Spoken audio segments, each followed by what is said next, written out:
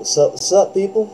Man, sorry for being so late again, but hey, we're doing this. We're doing this. UFC 107, Penn versus Sanchez. This is a fight that I'm really excited for, and I'm really glad the UFC is making.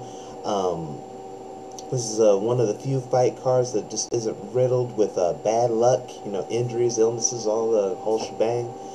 We got BJ Penn versus Diego Sanchez. I think Diego Sanchez is a very credible opponent, very good challenge at lightweight for BJ. Um, Diego, of course, is dropping from welterweight. He's had a couple fights at lightweight already against some very good fighters in Clay Guida and Joe Stevenson. Um, now, taking a look at this fight, he presents some problems for BJ Penn. I think he's, of course, has a lot of size and strength. Um, he has a very good wrestling pedigree, very powerful striking, not very powerful, but he hits real hard, and he's working on his technique, and plus one thing, he pushes he pushes a sick pace, just a lot of cardio and just a lot of aggression, and just really like he wears on his opponents with an incessant pace and like an unstoppable attitude. I don't think I've ever seen him really get hurt by strikes or anything, and he just really he's a grinder, and that is in the past has proven to be successful against BJ Penn. However, BJ Penn has been looking very good lately. He's able to outlast Kenny Florian. Kenny Florian tried to really wear him out with the clinch game and everything, but BJ Penn was able to explode in the fourth round and just take him out. I just said, what is this? I wouldn't say irresistible force with its movable object, but just a lot of reckless aggression from Diego against just some very flawless technique, standing and on the ground with BJ Penn. A lot of great, just physical ability. I've had my say about BJ Penn, but like I said, I've always thought he was a very talented athlete, very great fighter, especially at lightweight. And I think he's finally gotten it that he's just real. This is going to be where he carves out his legacy. This is what's going to make him a legend, and that's the dominance that he's been having at lightweight. And if he can just really focus on this, he's definitely the sky's the limit for him at this division. As long as he just his head doesn't get too big, and what happens. But how do I see this fight going? Well, I know this being Diego Sanchez's first title shot. I'm not sure, because I've seen stuff, you've seen it before. Guys get that title shot, then immediately just turn away from everything that works. Kenny Florian did it last fight.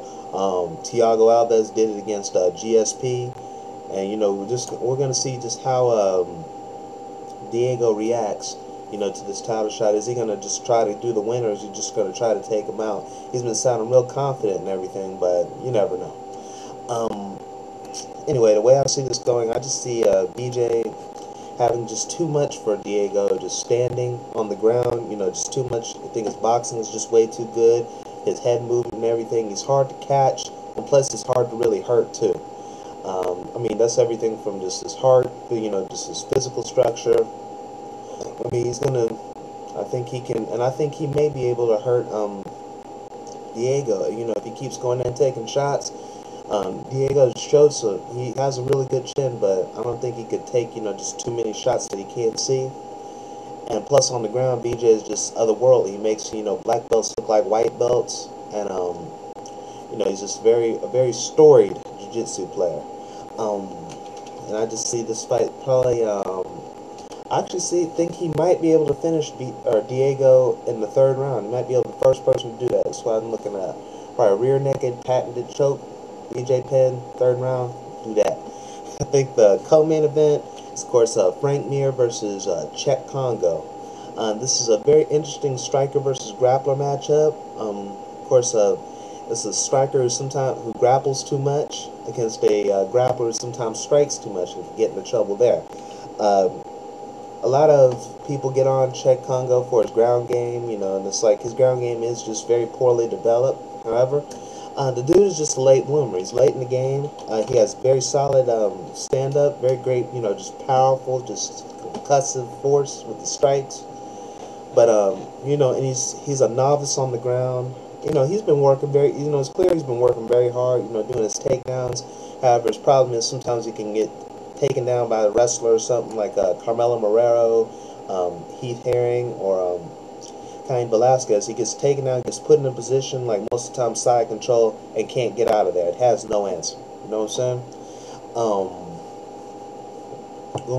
Going into this fight, Frank Mir isn't the best wrestler, but off his back, or if he gets you to the ground, the dude can get a hold of something and won't hesitate to break you. And I think and this plus, I think his striking has really come a long way. He looked great against Antonio Nogueira, and he looked pretty good against Brock Lesnar for the 7 seconds that fight was standing. But I don't think he wants to match fists with Chet Congo, because if he did, that can end just very violently, very quickly. Chet Congo has a lot more power, and Frank Mir can't get overwhelmed by strikes, especially if he hurts Frank Mir and goes to the ground. He has some very great ground and pound, no matter what anybody says. But going into this fight, who's more likely to win? I gotta say Frank Mir. I think his stand-up's a lot better than Chet Congo's grappling, and I think when these fights can go either way, you just gotta look at whoever's more likely to make the big mistake.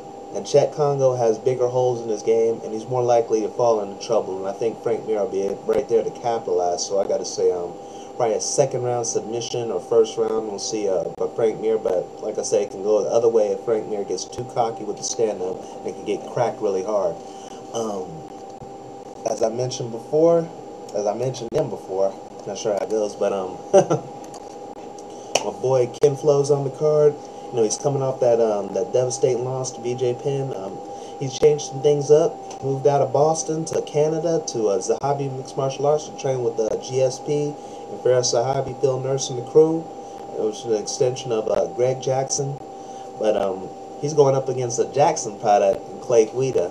We'll see how that works out with the corners. But, they said they're cool with it. But Clay Guida, he's a guy I don't like a whole lot. Because I think, he's a talented guy, very good grappler and everything, just very, raw grinder. I just don't like the whole grabbing, hugging, and riding out decisions thing that he does. I don't like it. Don't want to watch it. But I think Kenny Florian, he's not as good a wrestler as Clay Guida, but especially if just Clay Guida just grabs and holds. But Kenny Florian, I think, you know about the jiu-jitsu, you know about the Muay Thai. He's a very good fighter, and he's always constantly improving.